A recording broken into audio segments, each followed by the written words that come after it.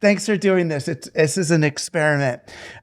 So yes, you are on Team Human, and we are prototyping a new format for our version of a call-in show that will maybe include more people by being live streamed on YouTube and LinkedIn simultaneously and offer everybody, with of course you guys getting preference, but everyone will be offered the opportunity to participate through the comments sections. So they can ask questions and make comments that are then selected and read live by Josh and Luke. So today we're going to do it with our Team Human community only here on Discord. So what we've been doing is collecting posts from the questions channel, but you can also ask new questions, bring up new ideas, or comment on the show in progress from the Discord chat on this page. All right, so that's sort of the way it's going to work. And then maybe afterwards we can open up the stage again and go old school. But this is a different thing from Kibitz Room, right? This is not the super thing that we're all entitled to as Team Human members to engage live in the Kibitz Room. This is like a test version for a new kind of a show that would include the whole world. So with that, let me take a moment to bring us all into the same space, or at least bring you into my space, by sharing a bit of where I am right now. It's just been a rough patch. I mean, everybody, I feel like, having a rough patch. I've been in a rough patch lately, both personally as I deal with a family illness, and in the macro world as I continue to try to process everything that's going on, from climate change and Middle East violence to impending authoritarianism. You know, I've gotten a little catastrophic in some of my thinking late at night, where instead of the usual catastrophic thinking about how do I prevent us from descending into authoritarianism, I'm already asking myself things like, well, how does a society come out of authoritarianism? In other words, part of me has assumed that this is happening or has happened, and wondering how do we kind of dig ourselves out of it. But what I'm concluding is I'm trying to stay even more and more moment-based, more and more invested in whatever moment is actually happening. I gave a talk last week at a conference on social justice and media, and the talk was called "From the Movement to the Moment." Got it? From the movement to the moment, tactical media in the present tense. And I'm going to talk about it more in a monologue next week, but there was something about it I wanted to share now. The gist of it is that, the Technos Solutionism is kind of, for me, is a 20th century tactic, where we're doing something for something else. We're going to build this to solve that. And we're going to build this thing by getting all these rare earth metals and finding all this labor and doing all this damage, but we're going to end up with this thing, with this tech that's really going to solve something. It's going to do some great thing. And it's all part of that same Aristotelian narrative that I've been talking about for years, kind of this ends justifies the means journey up the hill to the climax, and whatever things have to happen along the way are going to have to happen. Or we've spoken about this a lot, this tendency we have as social justice pioneers and activists to change people, right? How are we going to get people to do this? How are we going to get them to do that? And all of this, both of this, the Technos Solutionism, Aristotelian thinking, this cause and effect, how do we get people to, it takes us out of our real-time reality. And it's disempowering because it ends up negating our actual impact right now. Notice the way we're actually the way we're moving, not the thing that we think we're solving, but the way in which we are moving is may be the greatest impact we have on the world. So, when we say, oh, I want to come up with this great high-tech renewable energy vehicle, if you don't look at the immediate externalized impacts, the slavery and the resource depletion, then you're not really doing any. We are holding on to our vision, an abstracted vision. And it's the same when we try to solve a global problem from afar, like the great example of the Gates Foundation in all of their genius deciding to give mosquito nets to all these places in Africa that ended up using the mosquito nets as fish nets and poisoning their rivers. It's like, oh, that's what happens when you solve from afar rather than from where you are. And what I've been realizing, it's also sort of relevant in one's real life. When I have a family member who's in distress or having a problem, my first response is that very 20th century, maybe it's a white male response of, how do I fix this? What do I do? Who do I call? What do I buy? How do I, and yeah, that's great and that's sweet, but a lot of times you can't solve it. You can't figure out how to fix it. You can't really, really do anything. And rather than continue to search blindly and alone for a solution to whatever the problem might be, to help in some way, to figure out what do I do, that overwhelming sense of responsibility for somehow solving the problem is probably better replaced with not doing something, with bearing witness and being genuinely present, with learning how to. It's harder. I mean, I guess what I'm thinking is so much, at least of my own tendency to try to solve problems, to try to figure out what's the answer to this thing, is a way of avoiding actually bearing witness and experiencing the thing. It's a way to disconnect from what is happening. Oh, the Middle East. Okay, so we got to negotiate with this or get them to do that or say that, as if anyone's even going to listen, rather than just being present and going, oh my gosh, what is this? How do I metabolize this? It's Mushan was talking about it in last week's episode, how he said, your empathy is killing us. And it's counterintuitive. But what he meant was that empathy can be targeted and directed. Oh, I see the pain. So now I'm going to do this. Now I'm going to fight that. Now I'm going to condemn this. Now I'm going to, that's empathy. And instead of letting your empathy take you into a direct long-term action to solve, if it can bypass compassion, which is maybe more important, because when you move into a state of compassion, which is scary and hard and difficult, you're actually, now I'm going to start processing what's actually happening, bearing witness, being present in real time. You end up, your solution set might look different. It might start to look much more immediate. How it's as simple as how does the impact of capitalism, well, yeah, it can make me want to develop an alternative currency and build a credit union and do all those things, fine.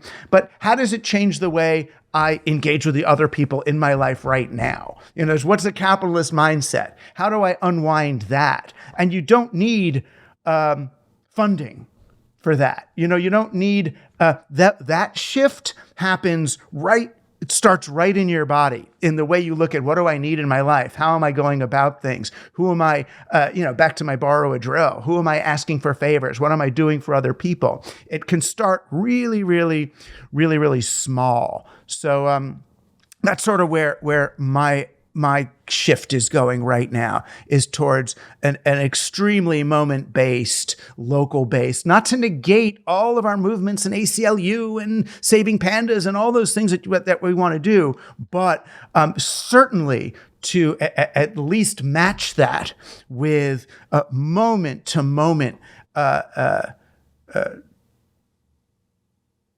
participation, in a real way, in embodied appreciation and processing of what's going on all around you at all times, which is sometimes a thing that over-solutioning can short circuit and prevent us from engaging in. Okay, so with that, maybe Josh or Luke, you're going to be leading me through this. Bring the first idea or a question from our community. So we're going to kick off, as we often do, with a question from Brinner. And they ask, how do we address what they're calling ecosystem blindness? They explain, I've spent the last 5 years working on my yard on restoring the native ecosystem and doing that by using indigenous practices. It's really rewarding work, but I'm the only person for several blocks doing it.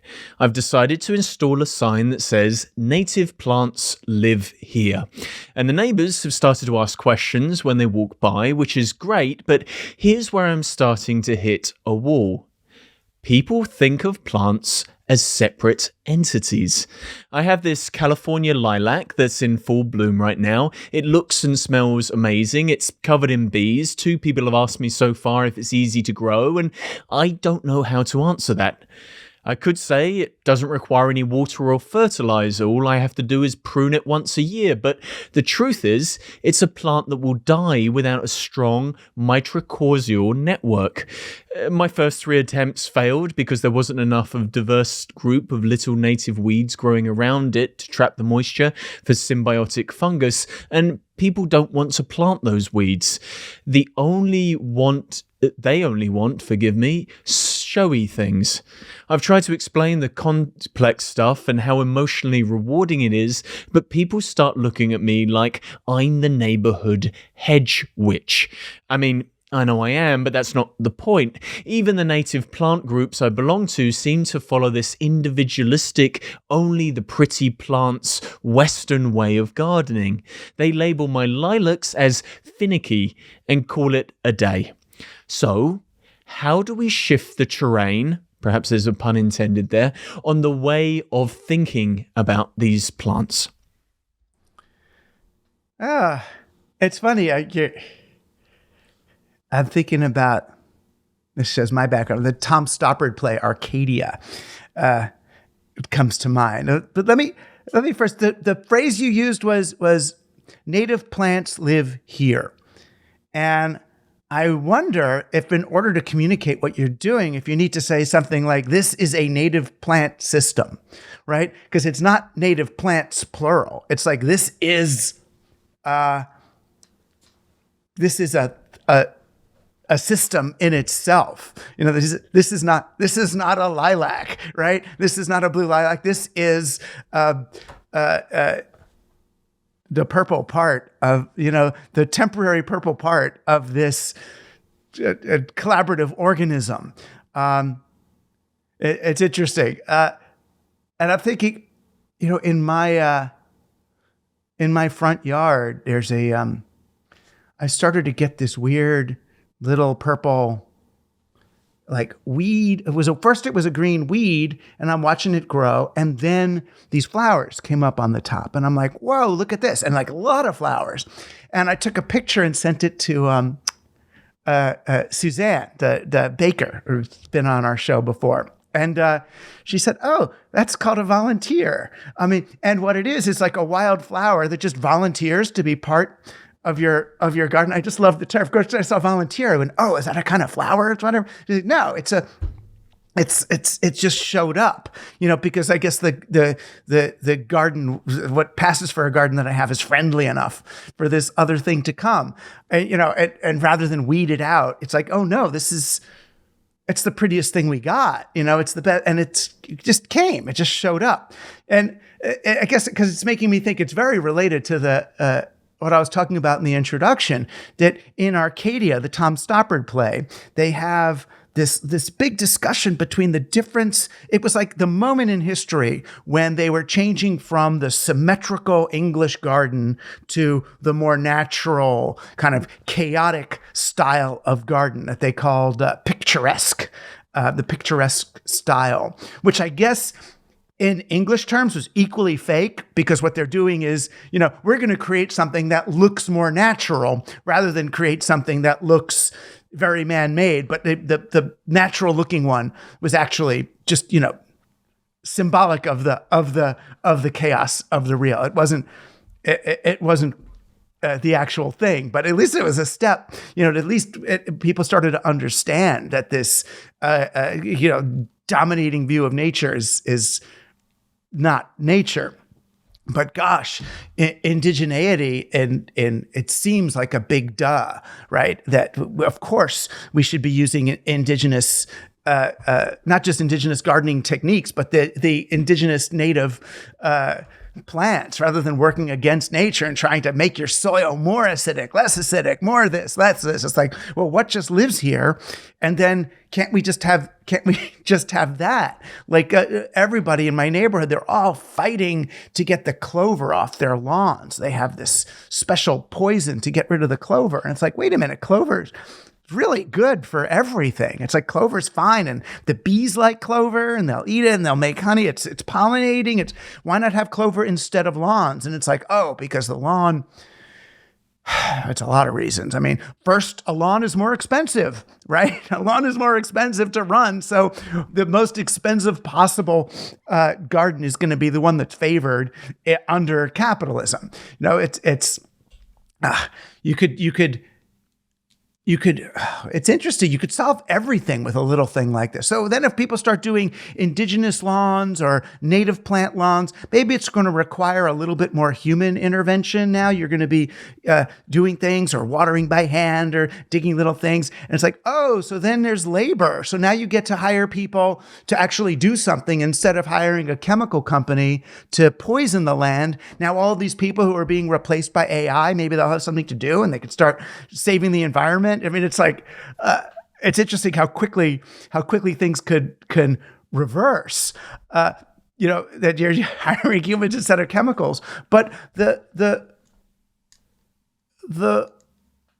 impossibility of it, it kind of generates a little hope.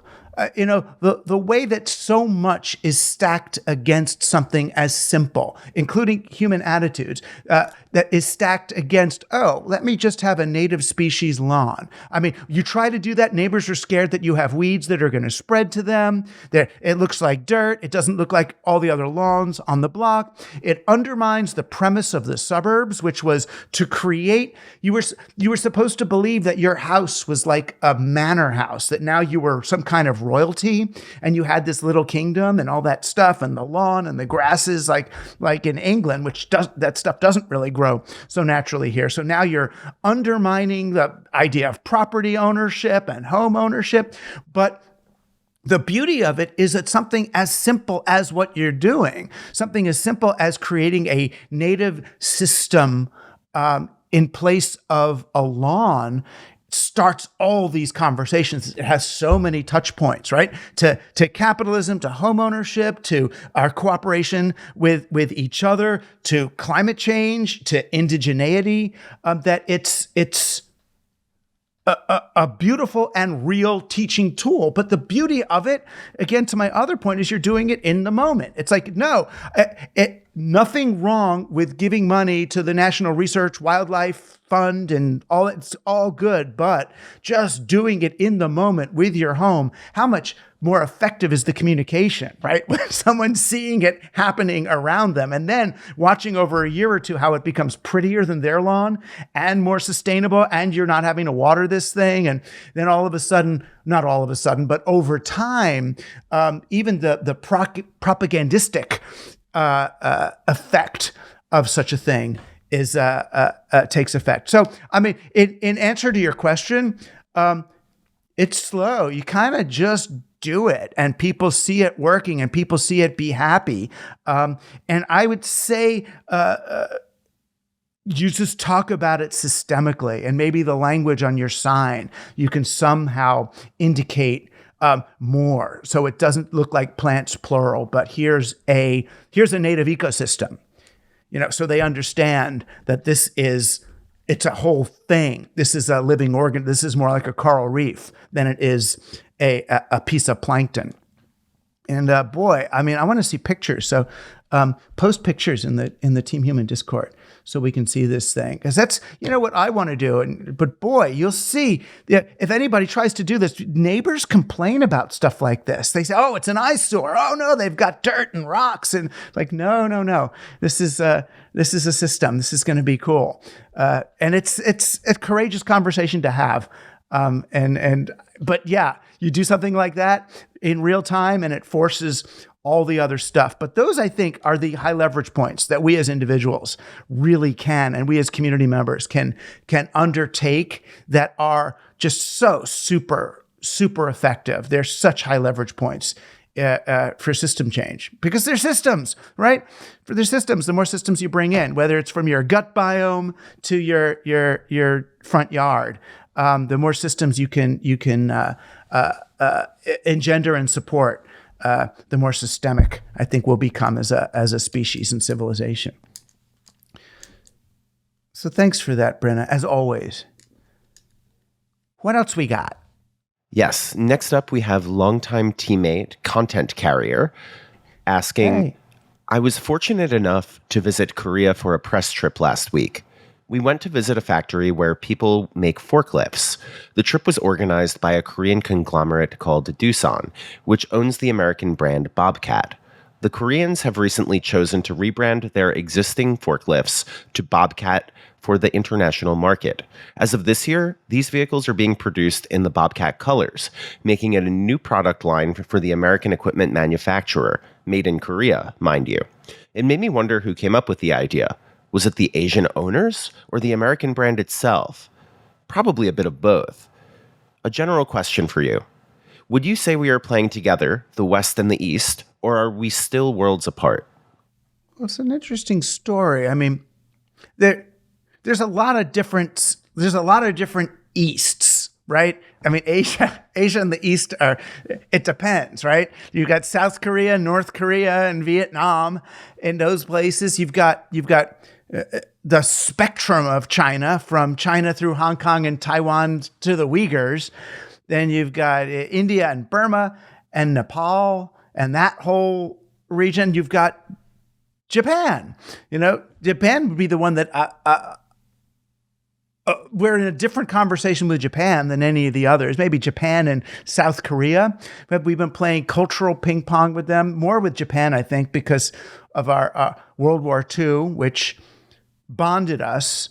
I mean, it bonded us kind of in the way when you see two boxers or wrestlers kind of hug each other after a big fight. I think we're the amount of destruction we did to Japan at the end of that war kind of bonded us for life.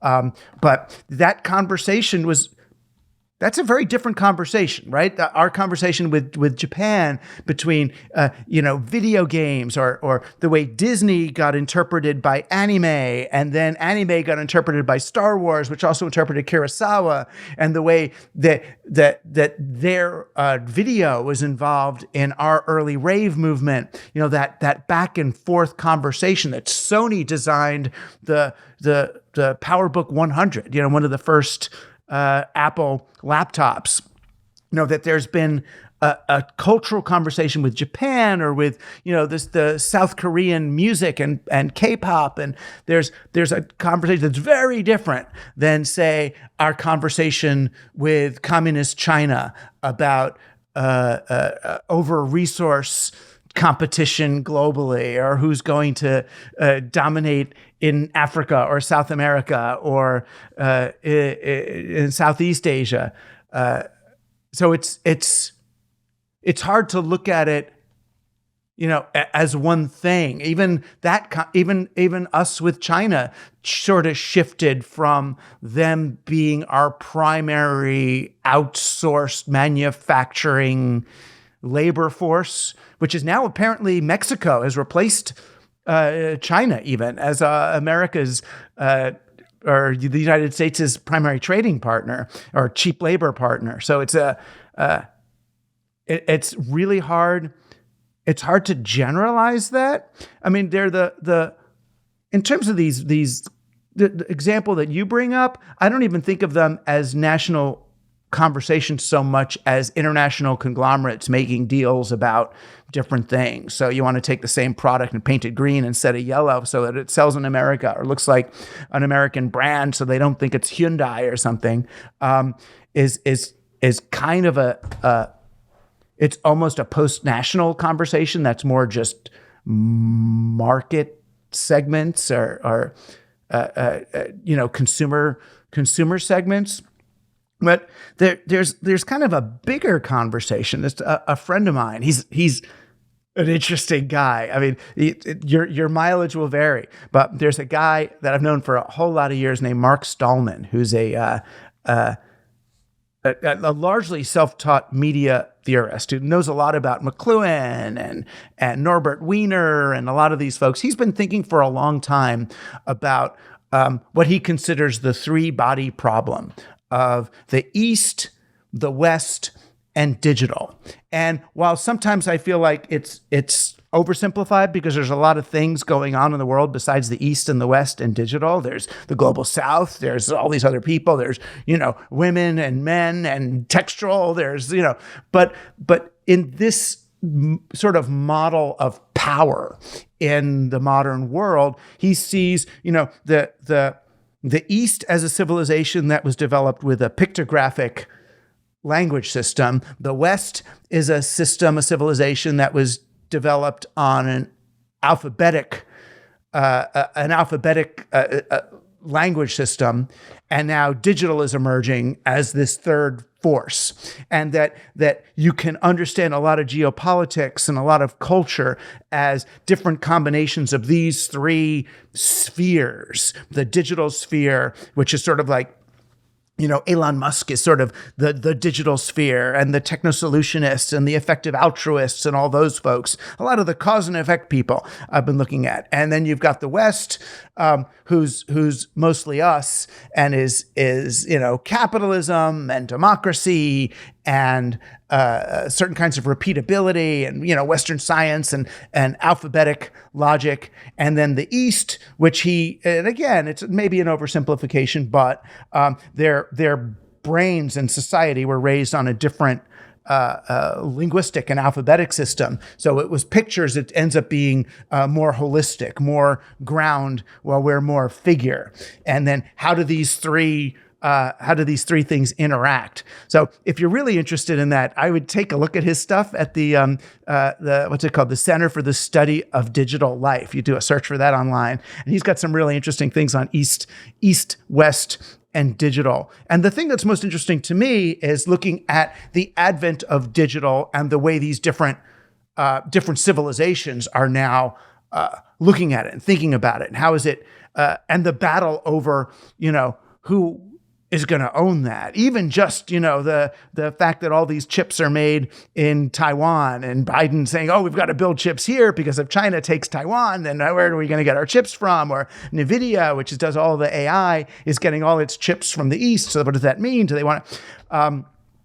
I don't see how any of this stuff works without cooperation between these different civilizations, because the digital technology we have is depending on stuff that is coming from a lot of different places, at once. But it's an interesting axis, and one that right now is strange. The United States-China relationship is strange. As someone who's teaching at a university, I see there's, many efforts by China, Chinese Communist Party, by the CPC, to get their students and representatives into our sociology and communications programs, which is interesting in a moment when we see, China along with Russia destabilizing, American politics and journalism through various forms of disinformation, that they want to come to our communication programs to learn more about how we communicate, and our sociology programs to learn more about American society is a little,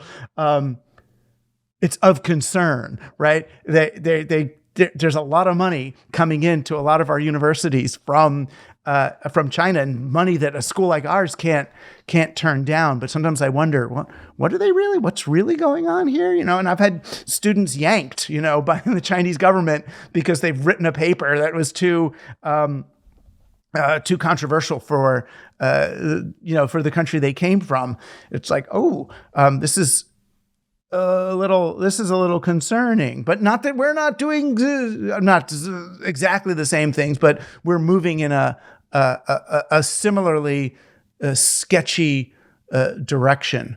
So I don't know. I'm concerned that I don't like America thinking of itself, or the U.S. thinking of itself, so much as a country over here versus those countries over there. It feels like there's a hunger in America now to become, I mean, call it nationalism, to become more just a country.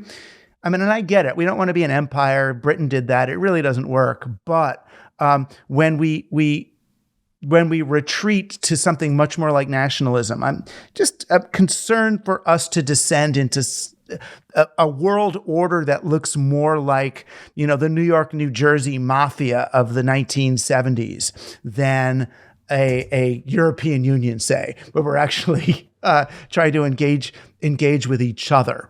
And I think the more other and foreign and scary the East feels to Americans, the more we're going to want to retreat into that and compete with them in that way. That's like, okay, you guys take Taiwan, Russia, you can have Ukraine, Israel, you can have Gaza, and then we get Greenland. Okay, I mean, you know what I mean, like Godfather territories, and I don't like that as a future. So, in terms of the East-West thing, what that brings up for me is, how do we engender and support a kind of internationalism without triggering the MAGA paranoia of globalists coming to ruin what we have. So it's tricky, but yeah, it's an interesting conversation. There's just so many different ones, so many different countries. You could do the American-Vietnam conversation and analyze it in movies from 1960 to now, and compare that with where American clothing manufacturers have offshored their cloth manufacture, and I'm sure you could get a great dissertation out of that. There's so many specific ways of playing the East-West conversation that I couldn't generalize any one of them. But it's fascinating stuff to think about. So Pat Mobley asks, I'm curious about the Team Human take on disability and disabled humans. Given that disability is a socially defined term, by which they mean created by humans in capitalism, it seems like we could almost entirely eliminate the concept by redefining able away from capable of working. Well, yeah. It's interesting because, disability, I guess, has its legal definition in the U.S. That if you can get an official disability, then you get Social Security money, right? So then you don't have to work. So you seek the classification so that you get money. And it's odd, right? Like you need the classification in order to get the aid, because we don't believe you if you just need it for some other reason. You got to get an official, it's like you got to get a diagnosis code to get reimbursed by your insurance company. It's like, I'm just sick and the doctor gave me something. Yeah, but if you don't have your thing, right? So you've got to almost institutionalize your disability. But yeah, I hear you though. The Team Human, the mechanics of getting insurance or Social Security or Medicare in a bureaucratic state aside. Team Human, at least as I understand it, doesn't like people being measured in terms of their utility value. That feels like that's capitalism, right? Oh, you are your utility value. That's why, you've got to be scared of AI because they're going to replace your utility value, and then you won't be able to get a job. It's like my ditch digging is my utility value, or my strength, or my this. So So yeah, there's ability, disability, and utility value, which I guess Team Human wouldn't really care about because we value people intrinsically. But I would probably still look at ability and disability in terms of our ability to participate in community and society. If there's a woman who can't walk to the town meeting, she's entitled to a teenager to come over and drive her there or get her there or carry her there or whatever it is. So you acknowledge the incapacity to do something as an opportunity for a human being to go into service. I mean, it's so hard for people to realize that, but the sign of a weak society is the lack of opportunities for people to engage in mutual aid, right? The lack of opportunities for people to do stuff. So every disability that someone has, I mean, imagine if that's how we thought, if we were so in the moment with problems that everyone who has a problem is like, oh, here's a chance for me to engage. Here's a chance for me to be present, not even solve, but participate with that. And that's again, that's a different society. So the way I would look at so-called disability is what is this person's way of creating and exchanging value and energy with other people, and one way that a person at a certain stage in their life may contribute value and energy to others is by creating opportunities for that person to learn and engage in mutual aid, for that person to do, what we in Judaism call a mitzvah. Oh my gosh, look at this mitzvah opportunity. Oh my gosh, I always tell the story about the woman in the vestibule up on the other street here on Main Street. It's this opportunity. It's like, oh gosh, she's there. She's there. I get to help her and her dog get out of this vestibule because it's easy. Well, it's actually not that easy, but you just feel so good after it. So, it's tricky. But yeah, Team Human would not look at it in terms of their ability to do work. Their disability to work is so not, their work to provide a utilitarian function is so not a measure of their ability to create value and opportunity for those around us. And that's it. It's redefining it. It's for me to redefine, which is what I'm in the process of doing, redefine my own value, less as how many problems can I solve for other people in my life than how many problems and challenges can I be truly present for? Can I really be there for? It's the difference between an obstetrician and a doula in some cases, right? No, you're not going to I can't do a cesarean, but I'm going to really, really be here. And being able to distinguish that is, I don't know. It's a lesson I'm working to learn. So John from Kentucky asks, let's say that we humans have successfully seized the present day's opportunity to wake up to the basic false promise of the latest, fastest, and most evident iterations of extractive, figure ground reversing manipulations of the masses via media, and have the ability to completely reorganize our ways of living based on what we've learned. What would be the best kinds of cultural safeguards to help future generations remember the lessons from the mistakes of their ancestors so as to not repeat them?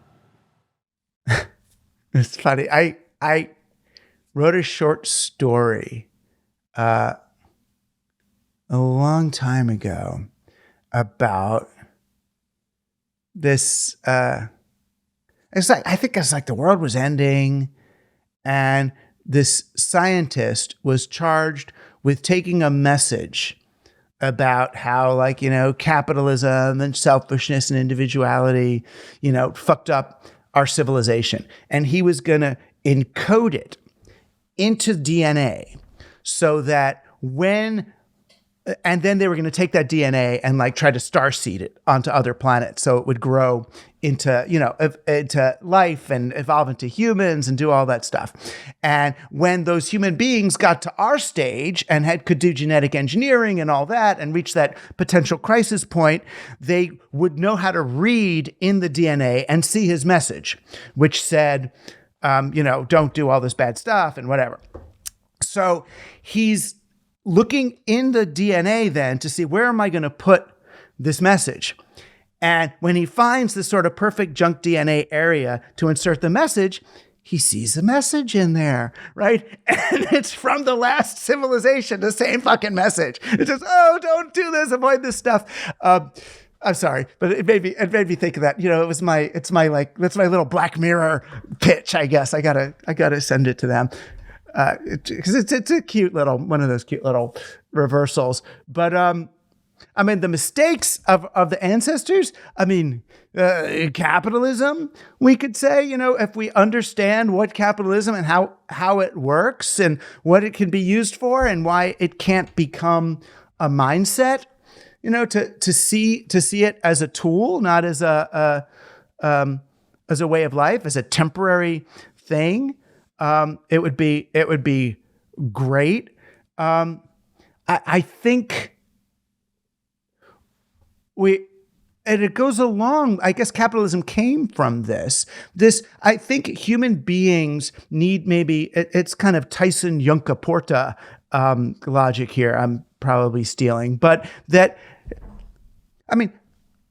human beings, as opposed to other animals and species, we're a bit more self-conscious, I think, than other life forms. We tend toward thinking about us as what am I and what do I care about? We're just a bit reflective, and that's really nice, but that self-consciousness also kind of tends to make us think of ourselves as separate from what else is going on. There's like me and everything else. There's humans and there's all these other forms of life, because because we can do sort of more abstract thinking than other species, abstract about the future, abstract about the past, abstract about our relationships. We separate ourselves from everything else. And I think that's like a major safeguard we're going to have to,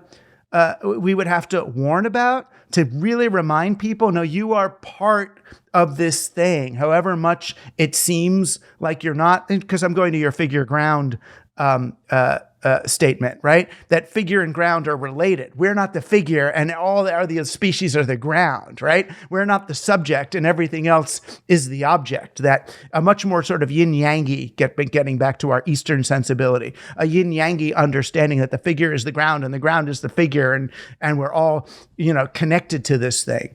And then maybe to be careful, at least my warning to myself, be careful about solving problems. Right, solving things. The final solution is the next group's problem, right? So the problems sometimes are not to be solved. Problems are sometimes, I'm not saying be passive, but problems are sometimes things to adjust to. Right? The clover on your ground, the indigenous native plant that's popped up is not a problem. It's a visitor. It's a volunteer, right? If you see it as a volunteer rather than as a weed, all of a sudden you go, oh, what's my lawn trying to do? Right? What's my lawn trying to do? And how can I be there for that rather than trying to put my picture of a lawn, which came from some picture out of a book of a lawn in England, right? That picture, how do I get that and actually participate with what is there? So that'd be my start. It's really to help people realize they're not separate, and that solving problems sometimes involves our ability to have compassion and adaptation rather than constantly, reconfiguring reality around what we think is our need at that particular moment. So thank you to everyone who pre-submitted questions. Our last two Our last two questions come from the live chat. And the first is from Joe Filmmaker, who asks, the alignment problem has been talked about quite a bit recently in relation to artificial intelligence. But this idea, it's been around for much longer with respect to corporations. Do you have any thoughts about addressing it? I'm not exactly sure what we mean by alignment. I think, Douglas, he's asking about making sure AI is aligned with human priorities. I mean, for AI to be aligned with human priorities, I feel like the people making AI would have to be aligned with human priorities. And the people making AI now are aligned with what we might call post-human priorities. They're very beautifully, very futuristic. They're looking at the human civilization 1,000 years from now, and very concerned in a beautiful way about potential cataclysmic events that AI could cause. You know, once AI is totally in charge of everything and it's conscious as humans or smarter than us, but they're not. They have the problem I have of looking too far in the future and trying to solve things and fix things. They have it way worse than I do. So it's really hard for them. It's hard for them to align with human and natural priorities in real time. So I would say alignment. The alignment would begin with, where are we sourcing the cobalt for the chips or the processors of the AI? Who are we hiring to tag the information for the AI, and how are those people being treated? You know, how are we taking care of the people whose data and creative output we are using to train the AI? And, you know, so all of those, the way in which you do the thing is going to impact what that thing is. It's going to impact the way that AI functions across the board, right? Is it paying for the data? Is it paying for the creativity? And make the AI aware. Where's its resources coming from? How is this, and why does that matter? You know, so that the more of its own processes the AI takes over, the more of our values it's going to be using and deploying in successive iterations. And the values that are going into the development cycle of AI now are not values that I would want my children using. They're not values that I would want my AI using either. So again, it goes back to the same thing I was talking about before. Make AI in a way that is consistent, that has alignment, and the AI is going to stand a whole lot more chance of functioning with alignment in the future. All right. Up next, Amdev asks, Doug, you used to be quite a strong advocate on local money, but about a year ago, I think you and others declared it more or less a lost cause. Was that a global view or just in the USA? Oh, I don't know if I see it as a lost cause. I think local money, it just seems to be something that we're only going to use when central currency becomes too expensive. When it becomes, right now,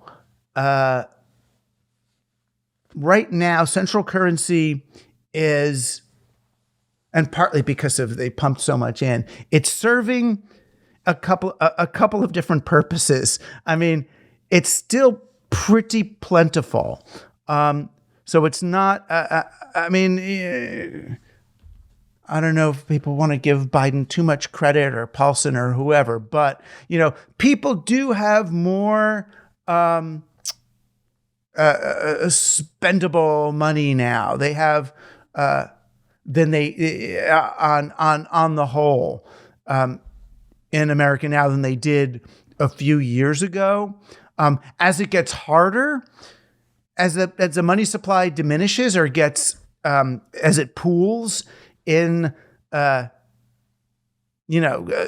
ridiculous Goldman Sachs funds, and things become unattainable again, then people are more willing to engage. But I guess the local currencies, I still love the idea. It's just really hard to get traction with them, and I'm finding we're getting more traction with community and worker ownership of companies.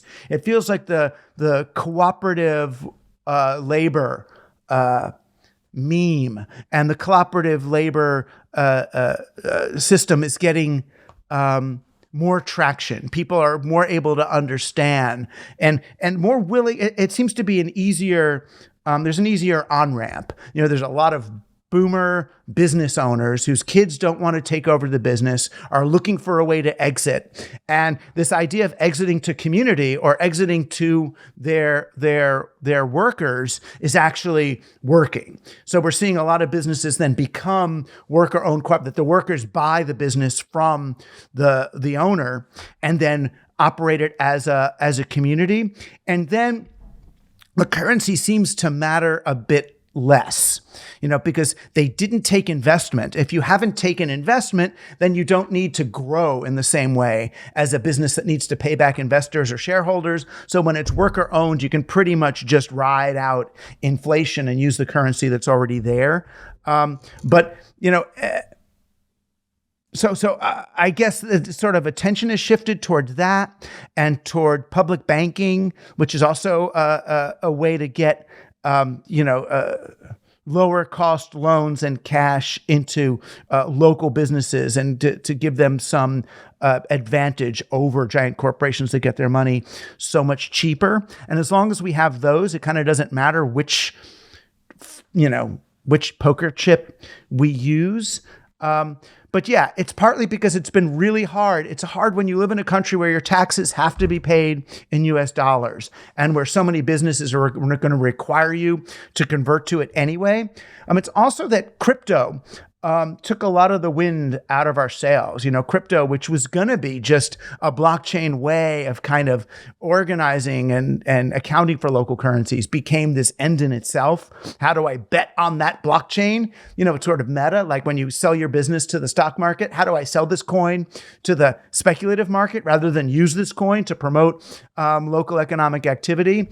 It kind of like those speculative currencies kind of took the wind out of the sails of some of these local currency movements and favor banks and all those kinds of things. But I think that energy has moved elsewhere, but into places that ultimately will, I think, bring us to the same sorts of places. So I haven't given up, certainly on local currency. It just doesn't seem like the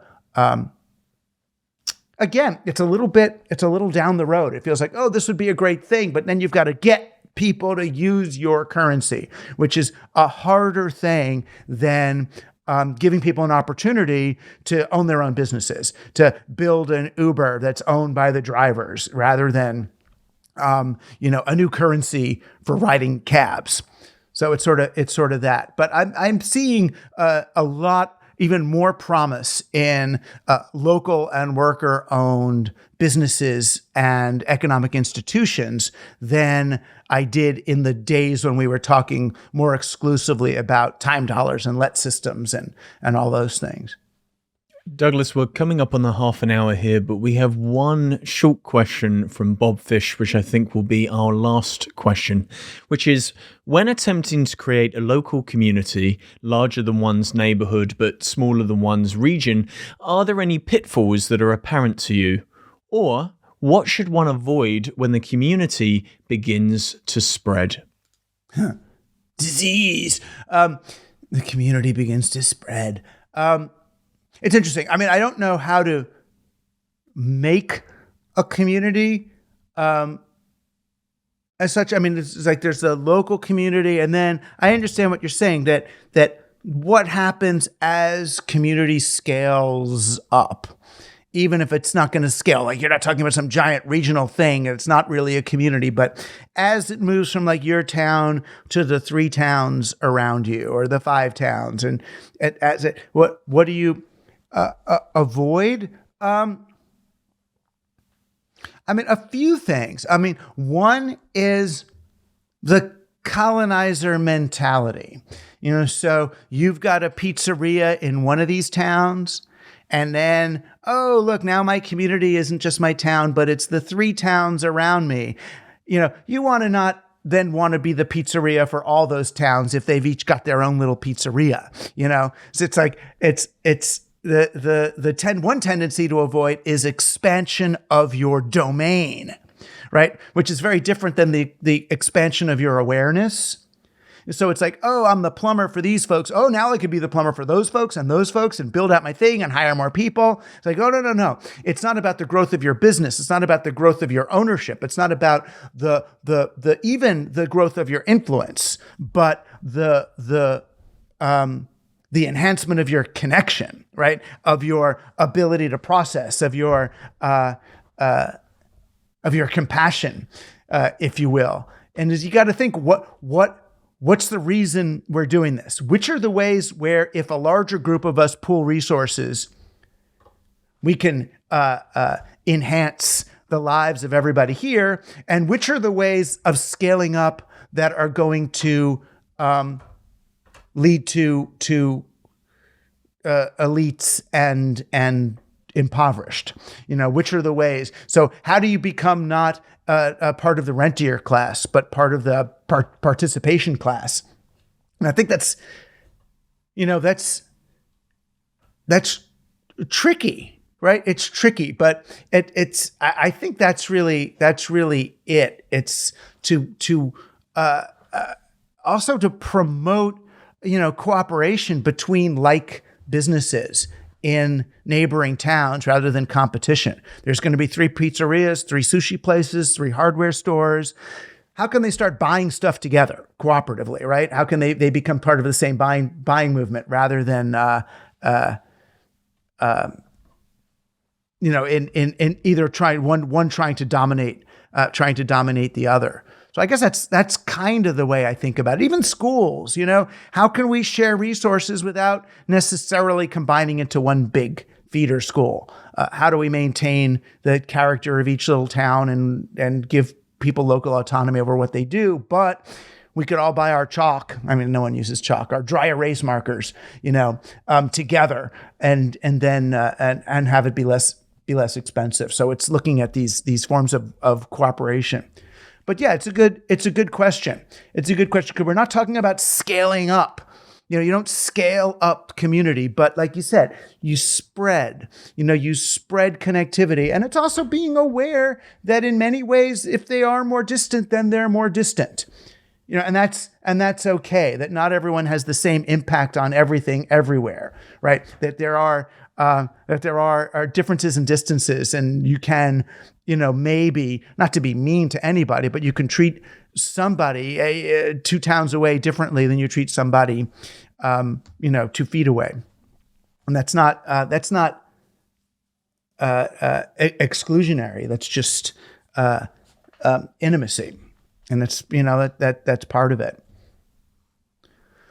So cool. I mean, you're all far away, but you're close. It's a different kind of community. And I'm not worried about scaling, but I do want to make what we do available to more people. So we're going to see. So thanks for doing this. We'll have many discussions, I'm sure, in the Discord about what worked better and worse about doing it like this than having people come up on stage. And we will, as a community, make a choice about how to play in bigger spaces, and if not increase our utility value to the world, if not increase utility value, at least increase our value to one another. So thank you.